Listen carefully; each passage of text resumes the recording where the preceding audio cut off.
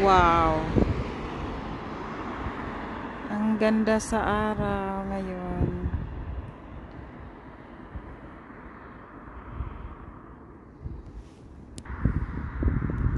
Happy day! Iba talagang feelings kung ano, no? Kung maganda ang weather.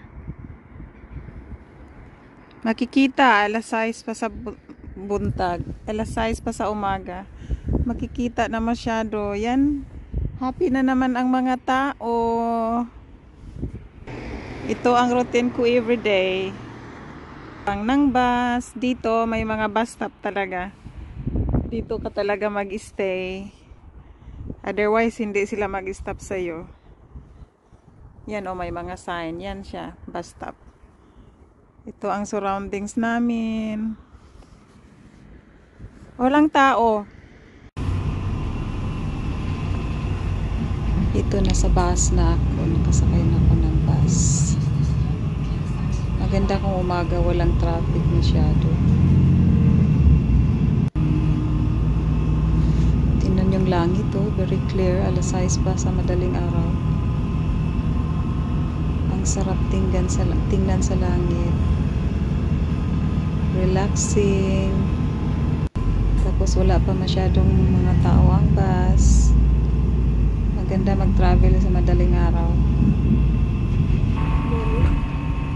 Mag-video-video muna while nasa bus. It takes 20 minutes ng bus ako.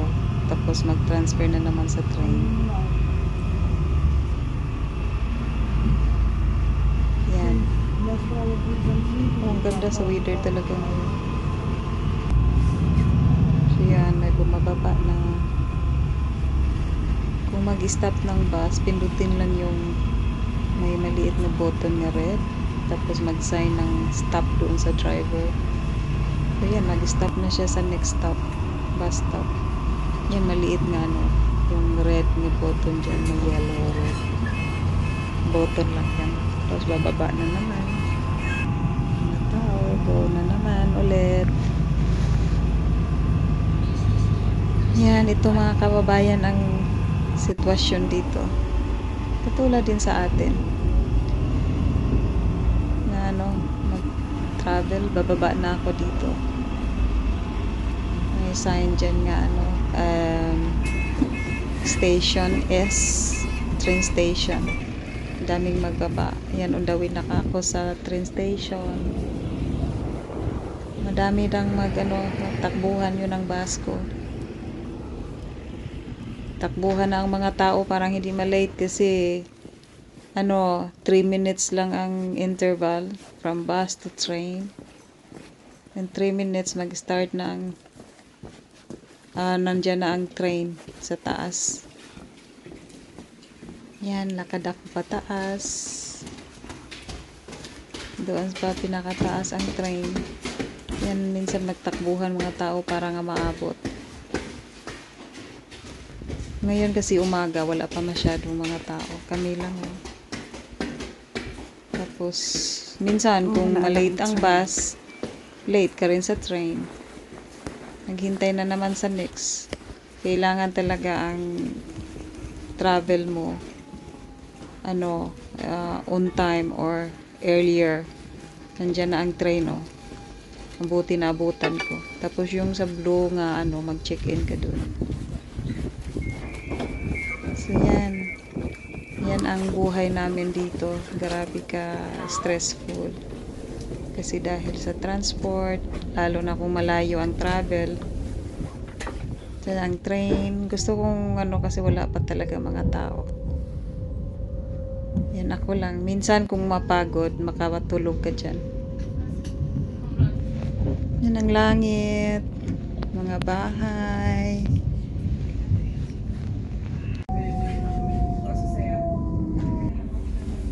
Good morning. Nasa train na ako. So, ipakita ko sa inyo ang mga travel ko ngayon. 3 times ako transfer. Ito ang routine ko everyday. So, hindi masyado malamig. Ang Ang ganda sa weather ngayon. Ano talaga, on the way na sa summer. I'm happy for it.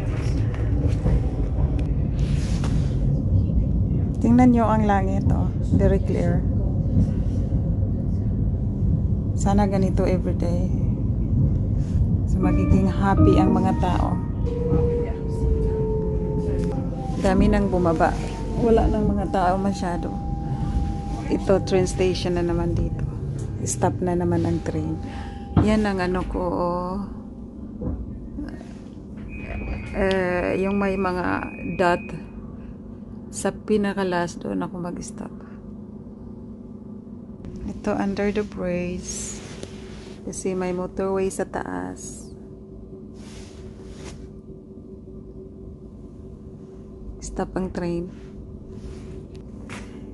So, ang purpose of vlog ko ito, yung routine ko everyday. Yung travel ko 1 hour and a half everyday on the way sa work. So, ganito ang buhay ko everyday. So, take ng bus, take ng train, take ng bus again. And then mag-walk pa ako ng 20 minutes to talaga sa company na gitrabahuan ko. So, that's life. Pero maganda naman kung hindi mag-snow.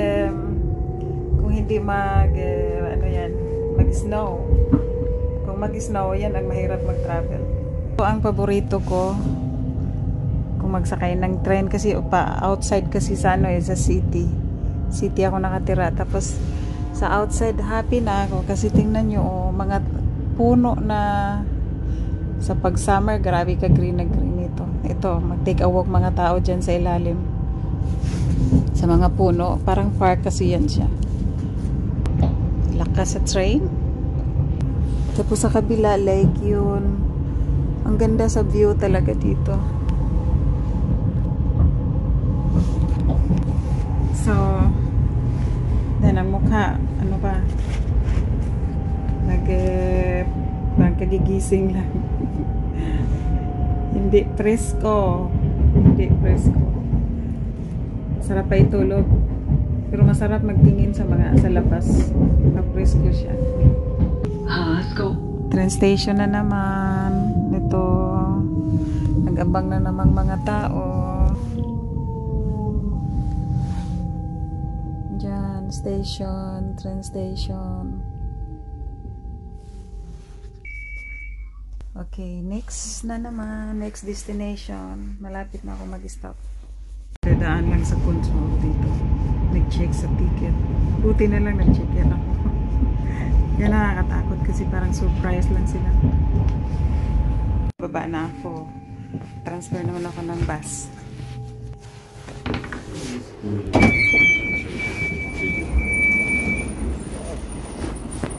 Yan ang bus ko. Yan ang maganda dito kasi mag-follow talaga ang schedule, fit na fit sa mga transfer ba. Ayan, nakaupo na ako. Hindi na ako masyadong nagsalita kasi yan, dalawa lang kami. Tapos parang respeto din ako sa kanya magsalita ng ibang language. So sa ngayon, video lang tayo muna. So yan na naman ang ibang destination natin. Kung mga bus nila dito the same. So parang wala kang makikitang ibang color, the same color siya.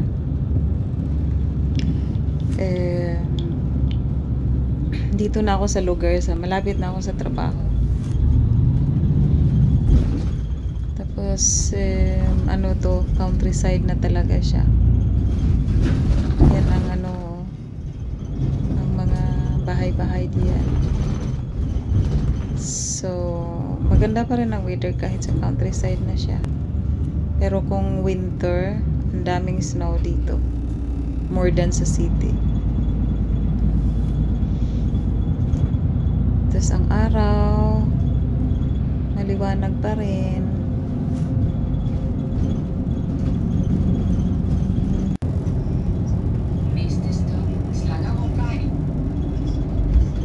Yan, sabi pa niya, ang next stop daw, yun na, Slangarokbay. So, doon ako mag-stop na. Nag-ready na ako para nga ano, ready na pag-stop niya, labas na ako. Tapos nag-check out ako sa Blue na yan. Kasi last destination ko na, baba na ako. Yan na ang last destination.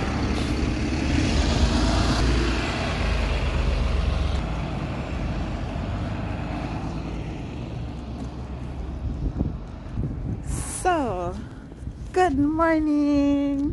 Nakapagsalita na masyado. Good morning! Dumating na ako sa last destination. Ngayon, mag-walking na naman tayo. Nandoon, ang bus, doon na. Dito ang destination. Yan, mag-walking ako dyan. Almost 20 minutes.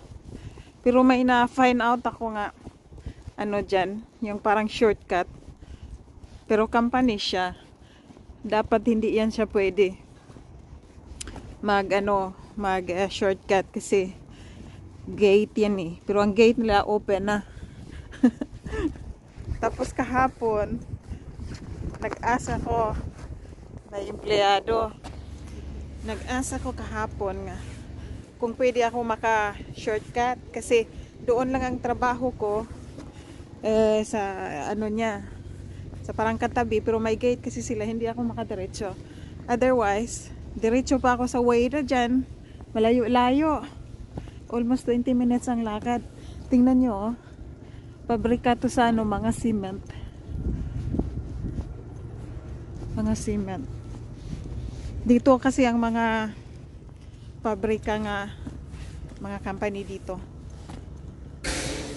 Sus, grabe no, nag-vlog 7 AM in the morning. Kita ko sa inyo, yan oh, mag-turn pa. Diretso pa ako doon kung hindi. Dito ako mag-shortcut. Yan oh, ang gate nila open na. Pasok ako. Tingnan nyo. Ito ang gate. Pero sabi niya, mag-careful ka lang. Kasi company to, may mga ano ba? May mga truck, ano ba yan? Forklift, ano pangalan? Dito. Close natin ang video kasi hindi to pwede. So, tingnan nyo. Nandito na ako. Mga 3 minutes lang lakad ko. Or 2 minutes. Nandito na ako sa kabila nga gate nila, oh. Otherwise, doon pa ako. Hindi pa ako dumating dito. Ang tagal kasi, may mga gate. Hindi ako makapasok. Yan. Oh, diretso ako dyan. Ang bait naman sa trabahante kasi kahapon. Sabi niya, oh sige, sabihan mo na lang ako ang pangalan ko nga. Gi-allowed kitang diretso dito. Dito lang kasi oh. Trabaho ko dito, ito nga building. Diyan. Tapos gate na kasi dyan oh. Doon ang bus stop ko sa kabila. Ang layo pa sa turn. So, ngayon nandito na ako. I will say goodbye and see you next vlog. So ganito ang ano ko, routine every day. Pero maganda kong weather kasi happy. Okay, see you. See you next time. Bye. Ingat kayo. Doon ako sa kantin. Kuha muna ako ng coffee o tubig dito.